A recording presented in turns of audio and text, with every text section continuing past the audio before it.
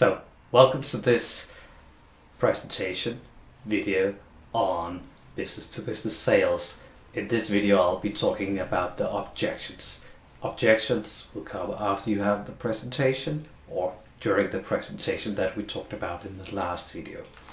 So, we've gone through the relating, we've gone through discovering, advocating, and then presenting it. Now we need to deal with the objections. Objections will always come. So think of them as obstacles on the way to your goal. You always need to address them. So don't freeze up. They will be there. So you need to figure out how to handle them. And well, as you know they are coming, you also know that you're the one who decides how to treat them. So those objections that will come, you need to treat. So you can also prepare for these objections to a large extent. As again, it's objections, it's steps on the road. And why are they coming? Well, customers want to test you. They want to push you a little bit to see, do you actually mean it? Do you actually understand the solution that you're providing, or do you understand the customer that you're sitting in front of? It might also be that the customer is under pressure. They need to lower their costs. They need to provide better quality. You want to be sure that it is working, what you're proposing for them. Or it could just be that they don't understand what you said. Something in your presentation didn't speak the language that they understood. Nah, I don't want to do that like that. Okay, then you need to address that. Remember, it's the customer which owns the solution, and therefore they're also the one who owns the objections, and you need to overcome all these objections. The customer, however, is not in charge of the decision on the solution. You can help them, they can help you. So in collaboration, you have the solution for the challenge, problem, wish that the customer have. It could also be that they cannot decide at the time. Timing is such a key factor in all sales. If the timing is not right, well, you can do anything that you want. You'll not make the sale. But then you need to figure out what could be the correct timing for this customer.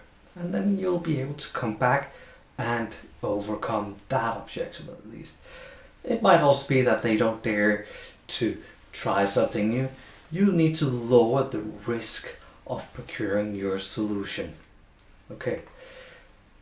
When you deal with the objections, there's these 5 steps that you can use. Listen. Okay. Just like we started out on, listen. Do not interrupt. It's valid. No matter what they say, it is a valid objection. Respect that perception and avoid saying, yeah, I don't think you understand what I said. Instead, I hear what you said, I might have miscommunicated, let me try to rephrase it. Then you address that objection by sharing. Clarify. So, when you say this, you do mean this, or do you mean that? Already there, you're interacting, you're getting into a dialogue to improve your argumentation. So use the objections to improve your argumentation. And then invite the customer. So have you thought about how to solve it?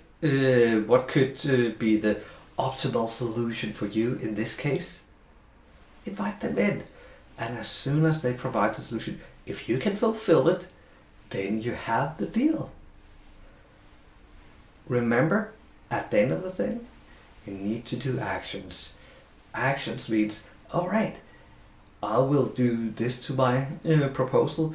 I'll have to go home and ask the technicians and figure out if we can manage the smaller size of the product, or we'll need to see if we can do it within the time frame that you need to have it done.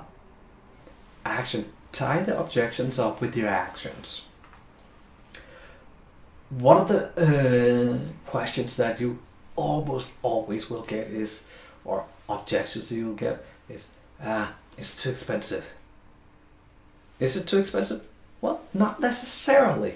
So you need to address that in the same way you address all other objections. It's too expensive. Well, the payback time for this one here is just 1 year. So in 1 year you will actually earn more money than you do now by using our solution.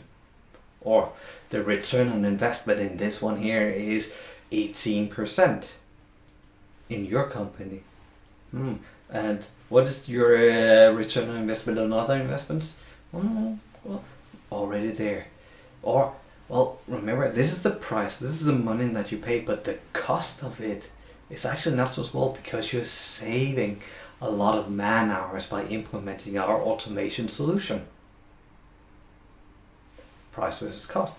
And then, well, you're buying 1 million pieces. Of course, it's going to be more than $1 million. Our per unit cost is actually quite low. You need to make sure that you shift the perspective so that the customer understands your pricing. Of course, sometimes you'll need to give a discount, but don't start out there because then it'll always end up being a marginal business. You want them to understand the value of what you're providing. The golden rules, so to sum things up a little bit, customers, they do hate to feel stupid. Be careful when you argue with them and address their objections. I don't think you understand it. Instead say, okay, I get what you're saying. Maybe I can rephrase. Listen to it. I don't think you understand. Maybe I've not explained it. Those two things, say more or less the same thing, but it's very, very different approaches and make the customer feel much more comfortable in the last part. Let the customer in this sentence, and that's kind of like the same, I've talked about it before in this video, never interrupt. You might know the answer, you might know what they're asking, might know what their objection is because you've heard it before. Let them speak it out. There might be important information for you as a salesperson that you could use in your argumentation later on. And then be sympathetic. I do get that you need to save some costs. And then be constructive. Okay, let's see what we can do in order to reach the point where it fits you and it still works for us. Alright? That was the objections that you always reach moving from first meeting with the customer until closing the deal, and in the next video we'll be talking about closing the deal. See you then.